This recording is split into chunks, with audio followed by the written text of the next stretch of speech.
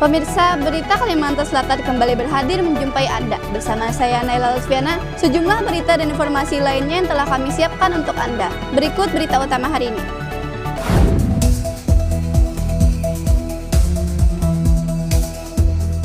Menteri Sosial dorong sekolah rakyat di Banjarbaru terinspirasi 3 cita-cita Prabowo.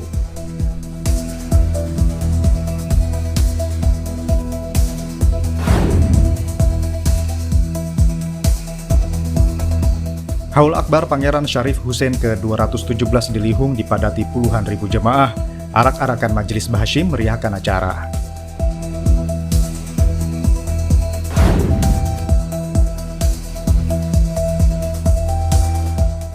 Lima 15 tim SLTA ikuti turnamen futsal pelajar Kota Baru. UT Banjarmasin dorong semangat olahraga dan pendidikan muda.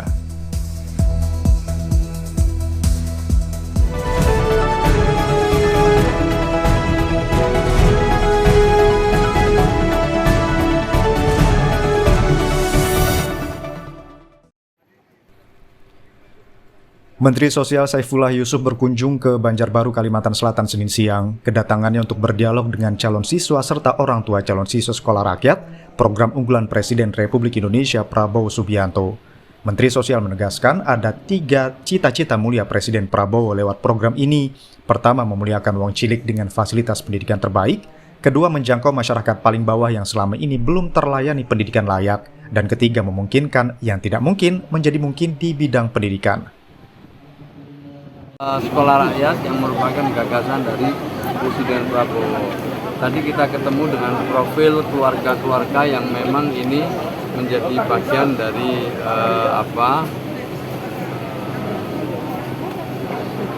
seleksi sekolah rakyat. Jadi seleksinya itu tidak membuka pendaftaran, tapi mereka yang ada, keluarga yang ada di desain kemudian didatangi oleh pendamping, lalu dikoordinasikan dengan dinsos setempat, diproses sampai mereka lolos administrasi dan mereka bisa sekolah di sekolah rakyat. Ya, cukup mengharukan pertemuan hari ini. Ini pertemuan pertama kami. Kami berharap nanti setelah tanggal 29 dimulai semuanya berjalan lancar, belajar dari titik-titik yang sudah memulai pembelajaran sejak tanggal 14 Juli. Ya. Saifullah Yusuf berharap para calon siswa bersungguh-sungguh menempuh pendidikan karena seluruh biaya telah ditanggung negara. Hafiz Ar-Rahman dan Lutfi Darlan melaporkan dari Banjarbaru, Kalimantan Selatan.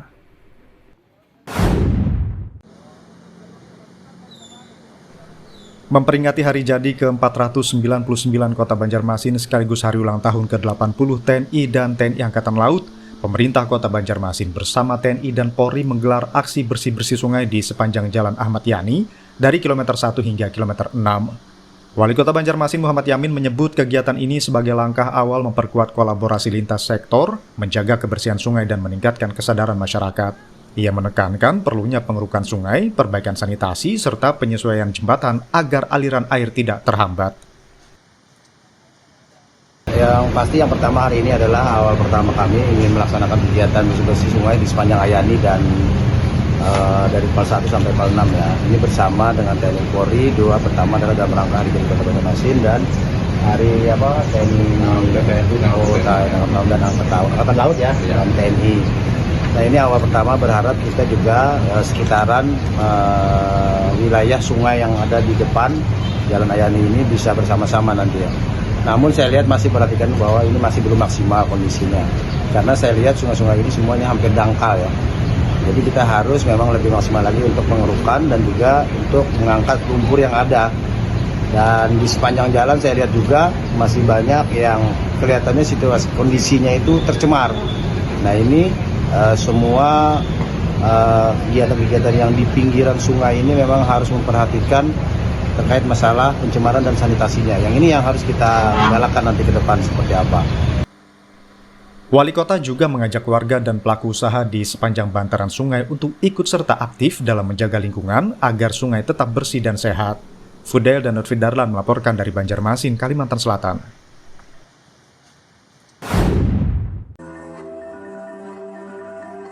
Visi Wali Kota Banjarmasin Muhammad Yamin untuk mencetak generasi muda yang cerdas dan fasih berbahasa asing semakin nyata. Komitmen ini diwujudkan lewat Banjarmasin Student English Festival 2025 yang menyedot 6.000 pelajar dan meloloskan 20 finalis terbaik ke grand final. Wali Kota Yamin mengapresiasi antusiasme peserta sekaligus menegaskan pentingnya pemerataan pendidikan agar semua anak mendapat kesempatan yang sama.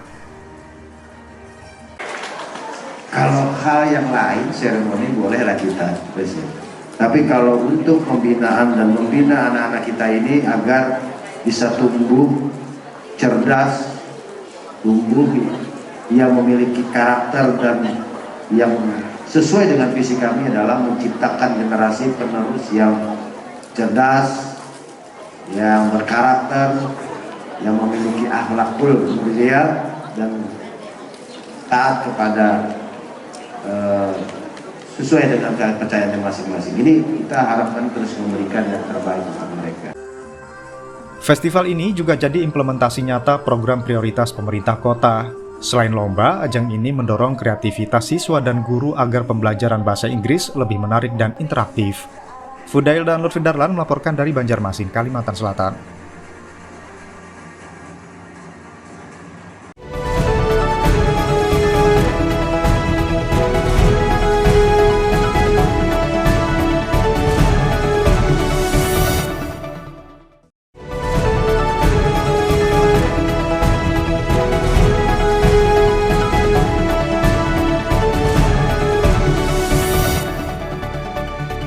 Pemirsa, terima kasih masih bersama kami di Berita Kalimantan Selatan. Untuk Anda yang baru bergabung, berikut berita utama hari ini.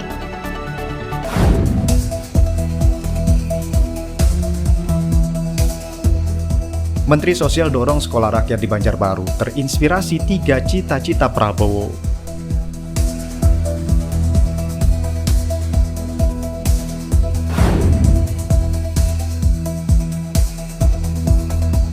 Haul Akbar Pangeran Syarif Hussein ke-217 di Lihung dipadati puluhan ribu jemaah. Arak-arakan Majelis Bahashim meriahkan acara.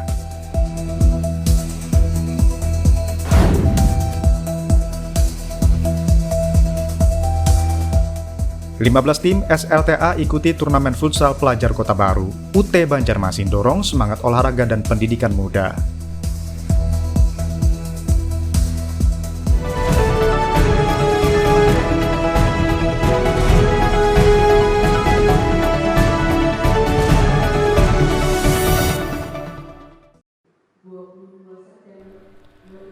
Pemerintah Kota Banjarmasin melalui Dinas Pemadam Kebakaran dan Penyelamatan menggelar sosialisasi pembaruan aplikasi e-Damkar bagi barisan pemadam kebakaran dan pemadam kebakaran Swakarsa.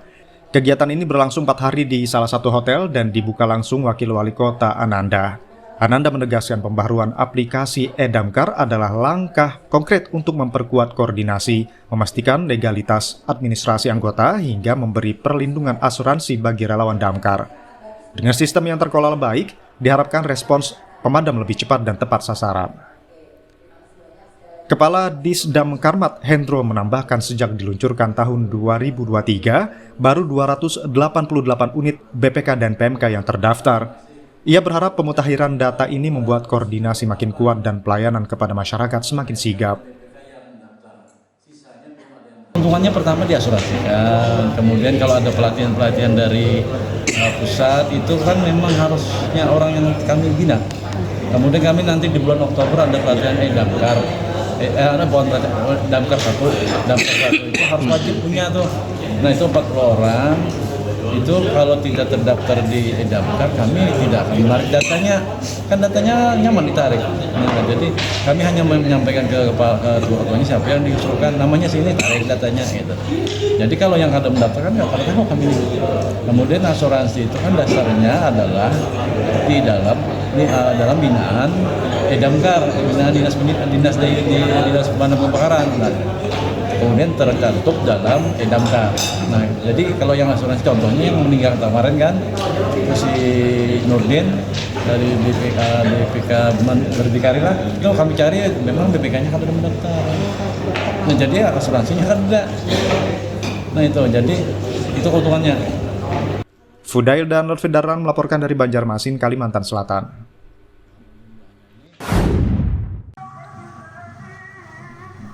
Puluhan ribu jemaah dari berbagai wilayah Kalimantan Selatan memadati Desa Lihung, Karangintan, Kabupaten Banjar untuk menghadiri Haul Akbar Pangeran Syarif Hussein bin Habib Awad Bashim ke-217. Acara penuh khidmat sekaligus meriah ini diawali dengan arak-arakan dari berbagai majelis Bashim, menampilkan atribut kaligrafi, bendera, dan seni hadrah Banjar yang diiringi syair selawat. Setelah itu, jemaah menuju makam Pangeran Syarif Hussein untuk berdoa bersama sebelum melanjutkan ke panggung utama pembacaan Maulid Nabi Muhammad SAW. Haul Akbar ini turut dihadiri ulama, habaib, tokoh masyarakat, hingga pejabat daerah. Sekali lagi kami mewakili keluarga Bashim, kabilah Bashim. Kami sebagai ketuanya dalam hal ini mengucapkan ribuan terima kasih kepada para donatur, pimpinan majelis taklim yang dipimpin oleh keluarga Bashim yang sudah ikut andil, para jemaah, para pemimpinnya, bahkan yang mulai dari membantu materi, pikiran, dan tenaganya, dan masyarakat sekitar, para baratus desa, termasuk bakal Pak Camat, Pak Kapolsek tadi pun ikut hadir, dan beliau pun sudah beberapa hari yang lalu pun ikut membantu dalam acara ini. Jadi kami sekali lagi mengucapkan ribuan terima kasih kepada para jemaah yang berhadir, yang jauh, yang dari Kaltim, Kalsel, Kalteng, yang hari ini kumpul di Desa Lihung. Alhamdulillah, ini salah satu hasil kerja kita bersama. Ya, alhamdulillah pada hari ini kami seluruh keluarga Bashim melaksanakan Maulid Akbar dan sekaligus haulnya kami Pangeran Syarif Hussein bin Awad bin Umar Bashim yang ke-217. Kami berkumpul dalam rangka melaksanakan acara haulnya Maulid Habib Hussein bin Awad bin Bashim ini. Di sini berkumpul dari beberapa keluarga, ada dari keluarga Datu Muhammad, Datu Abdurrahman, Datu Umar, Datu Hashim, Datu Abdullah, semuanya terkumpul ada 8 datu. Dan kemudian dari 8 datu itu juga berkolaborasi beberapa majelis ta'lim dan juga pondok pesantren yang dipimpin oleh keluarga kami dari Bashim. Kami tadi melaksanakan arak-arakan majelis yang setiap tahun memang kami laksanakan. Kemudian kita melaksanakan acara haul ini juga kita laksanakan dari haulnya 213 sampai 217. Nah, jadi sudah berapa tahun? Nah, ini akbar. Nah, alhamdulillah. Seperti yang diketahui, Pangeran Syarif Hussein bin Awad Bashim adalah salah satu menantu Sultan Sulaiman Rahmatullah, Sultan Banjar ke-13 yang memerintah Kesultanan Banjar di Kalimantan Selatan pada abad ke-19. Rahman Leon dan Lutfi Darran melaporkan dari Kabupaten Banjar, Kalimantan Selatan. Air merupakan sarana yang sangat vital bagi kelangsungan hidup. Seiring dengan pertambahan jumlah penduduk, perkembangan Kota Banjarmasin baik di sektor pembangunan maupun industri yang terus meningkat mengakibatkan kebutuhan akan air bersih terus bertambah. Untuk itu, Pambandarmasih sebagai perusahaan pengelola air bersih di Kota Banjarmasin dituntut untuk dapat memenuhi kebutuhan akan air bersih. Kota Banjarmasin menjadi salah satu penyangga ibu kota negara, memiliki jumlah penduduk 708.516 jiwa pada tahun 2021 dengan luas wilayah 98,46 km persegi, juga dijuluki sebagai Kota Seribu Sungai. Semakin meningkatnya jumlah penduduk membuat sarana dan prasarana Kota Banjarmasin harus ditingkatkan, terutama untuk pendistribusian air bersih yang dialirkan kepada masyarakat dengan kualitas, kuantitas, kontinuitas, serta tekanan hingga kebutuhan air bersih bisa dirasakan masyarakat Kota Banjarmasin sampai dengan wilayah terujung. Berdasarkan Perda Nomor 1 Tahun 2022 tentang perubahan bentuk Badan Hukum Perusahaan Daerah Air Minum Banjarmasin, resmi berubah menjadi Perusahaan Perseroan Daerah PT Air Minum Banjarmasin atau Perseroda. Akte pendirian nomor 05 tanggal 10 Juni 2022 dan disahkan melalui Keputusan Menteri Hukum dan Hak Asasi Manusia Republik Indonesia. Pambandarmasih mempunyai visi, yaitu mewujudkan perusahaan air minum yang berdaya saing global, cerdas, dan unggul dalam pelayanan serta pengelolaan secara berkelanjutan. Sedangkan misi PT Air Minum Banjarmasin adalah mengembangkan karyawan profesional berakhlak mulia menjaga ketersediaan sumber daya air baku yang berkelanjutan, menerapkan pelayanan prima dan inovasi sistem teknologi terkini, melaksanakan manajemen mutu, lingkungan, keselamatan dan kesehatan kerja atau K3, mengembangkan diversifikasi usaha. PAM Banjarmasin Kota Banjarmasin berupaya untuk tetap terus eksis dalam memberikan pelayanan terbaik kepada pelanggan. Sejalan dengan perkembangan Kota Banjarmasin dan sekitarnya, disadari bahwa kapasitas sumber daya dan kemampuan sistem produksi yang tersedia masih terbatas dan perlu terus ditingkatkan. Untuk itu, perlu disusun program kerja, anggaran, dan perencanaan strategis yang terpadu agar dapat dipergunakan oleh pihak manajemen sebagai bahan referensi untuk mengambil keputusan pengembangan investasi, serta kesiapan menghadapi tantangan ke depan guna mencapai pelayanan prima yang lebih baik lagi.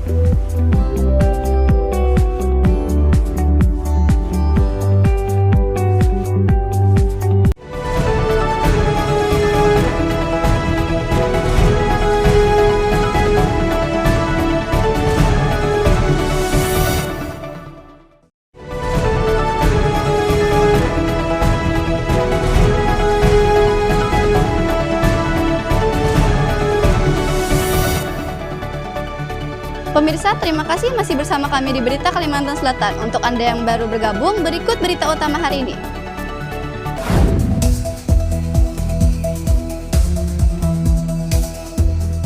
Menteri Sosial dorong sekolah rakyat di Banjarbaru terinspirasi 3 cita-cita Prabowo.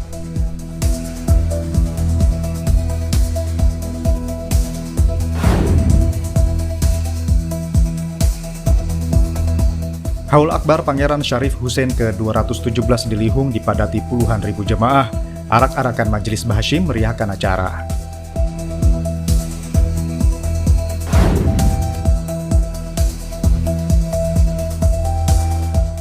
"15 tim SLTA ikuti turnamen futsal pelajar Kota Baru. UT Banjarmasin dorong semangat olahraga dan pendidikan muda."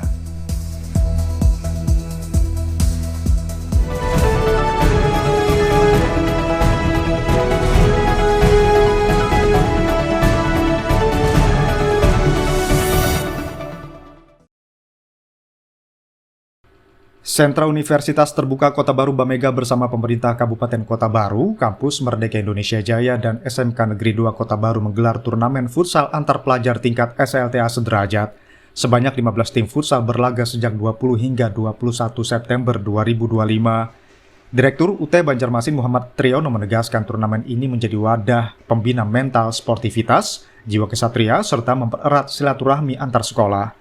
Ia berharap kegiatan serupa terus berlanjut sekaligus mendorong anak muda rajin berolahraga karena di dalam tubuh yang sehat terdapat jiwa yang kuat.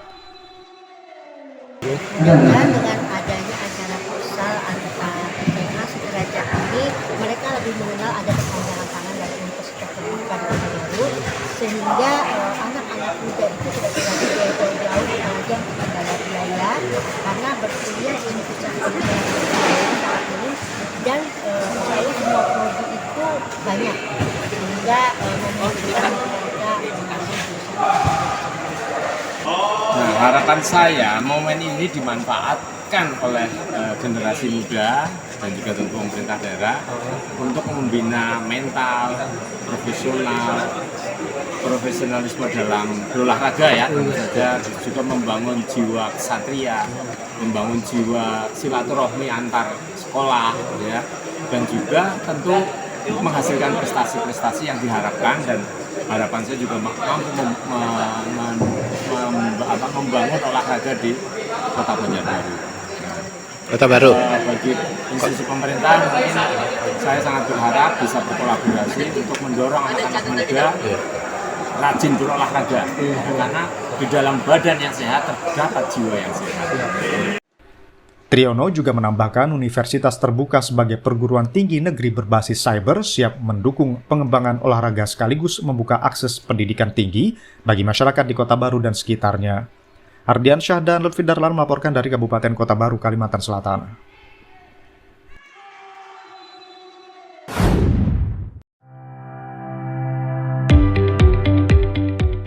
PT Air Minum Intan Banjar Perseroda merupakan BUMD air minum yang melayani dua wilayah atau daerah, yaitu Kabupaten Banjar dan Kota Banjarbaru. Dua wilayah tersebut sebelumnya merupakan satu daerah dan dipimpin oleh Bupati Kabupaten Banjar.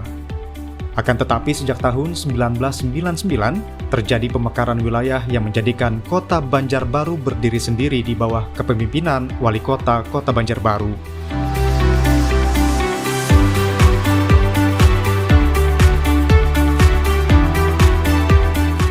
Kabupaten Banjar memiliki luas wilayah kurang lebih 4.688 km persegi, serta memiliki 19 kecamatan. Sedangkan Kota Banjarbaru memiliki luas wilayah kurang lebih 371 km persegi dan terdiri dari 5 kecamatan.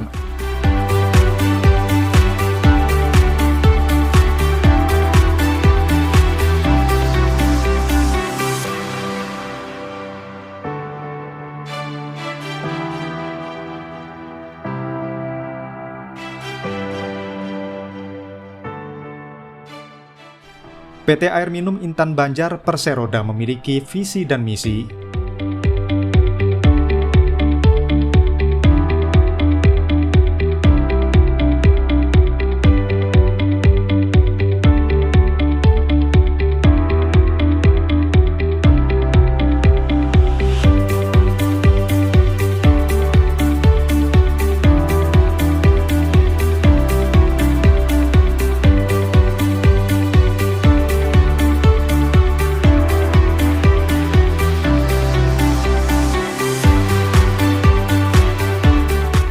Pemirsa, berita tadi menutup perjumpaan kita hari ini. Saya Naila Alfiana serta kru yang bertugas mengucapkan terima kasih dan sampai jumpa.